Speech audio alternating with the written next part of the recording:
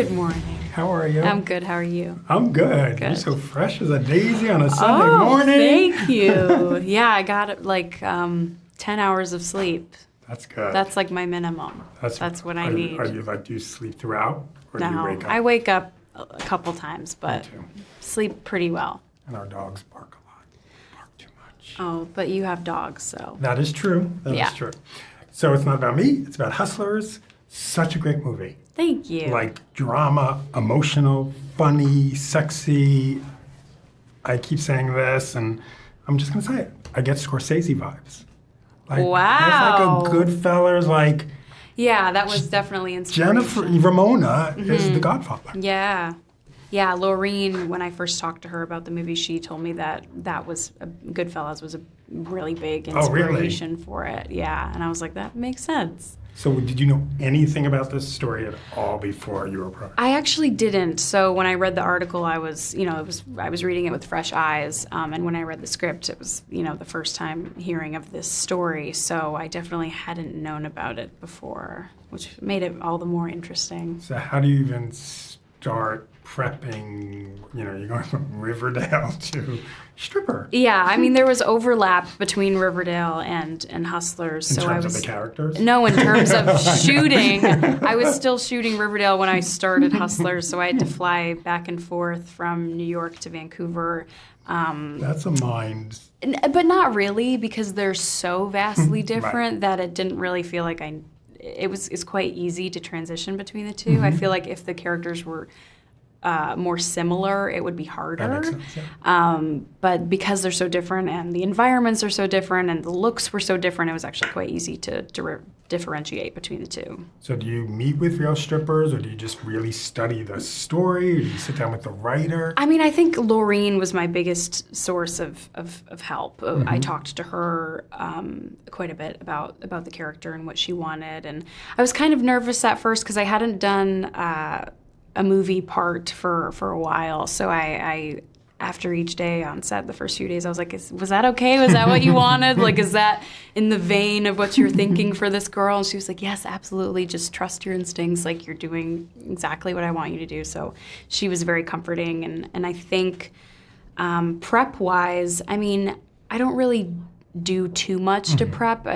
Things just mostly happen in the moment when I'm on set. So, I mean, I obviously think about the character and who I want her to be, but I, kind of go off what the director wants from me. And the thing is that I keep telling people, I'm like, it's not a stripper movie.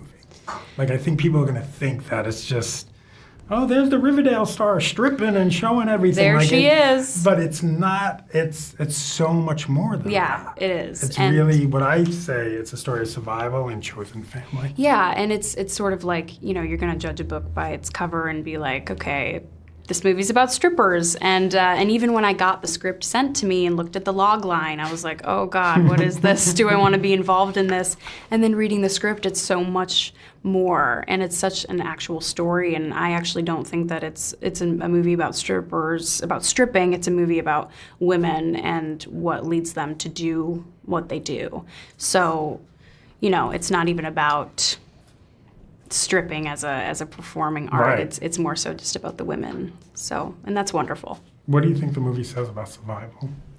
I mean, I think that, especially in Ramona and Destiny's case, you do what you need to do for your kids. And in Annabelle's case, I think she got swept along into the scheme that they're in because she's quite young and naive, and I think easily persuaded because her family kicked her out of her house when they found out what she was doing. So I think she really relied on these older women to show her the ropes, and she was very easily kind of brought into it. But I think when it comes to survival, I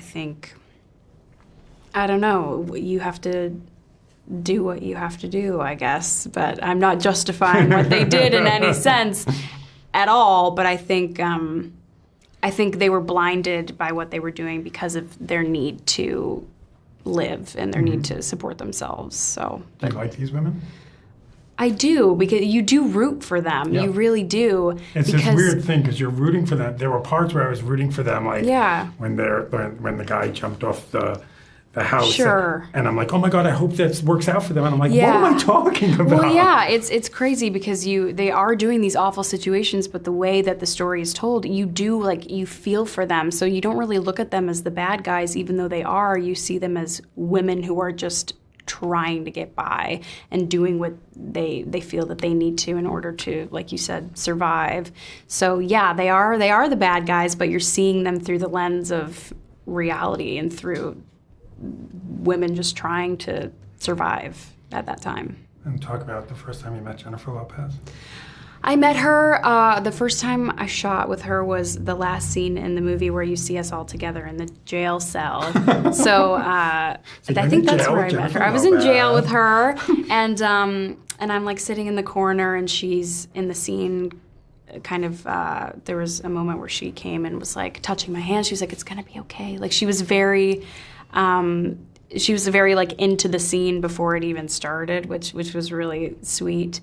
And she was just very warm and like a mama bear. That's what I call her. She really is like very. She just has a very caring personality, and she's very sweet.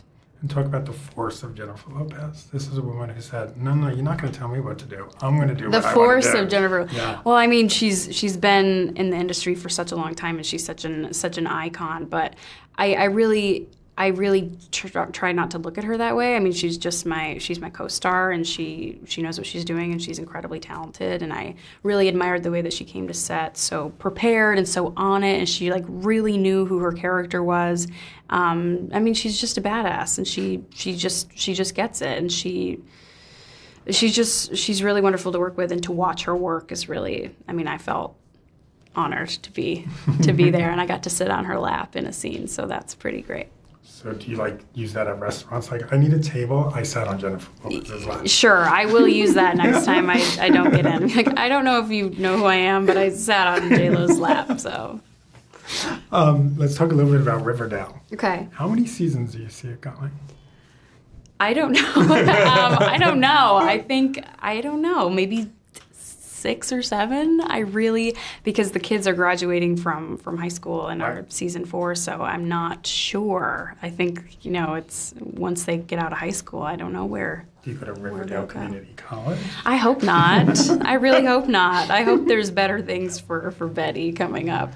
What do you see for yourself in the future? For myself? Yeah. I mean, I think I was really lucky to do this film. Sarah Schechter, who's one of the executive producers of Riverdale, is really close friends with Laureen Scafari, our director. And so she was a huge force in allowing me to do this movie and at the same time as Riverdale. And I think I'm just so lucky that I was able to be a part of it. And I think future-wise, I'm trying to do as many films as I can on my hiatus from Riverdale, like no sleep, no rest for the wicked, but that's how I want it to be. I think film is really where my passion lies, and I love filmmakers, and I think I like what Jeff Bridges says, where it's like every role he takes is a 180 from the last role he played. And I think that's a really good way to look at your career, because you got to keep it interesting and play as many people as you can. So.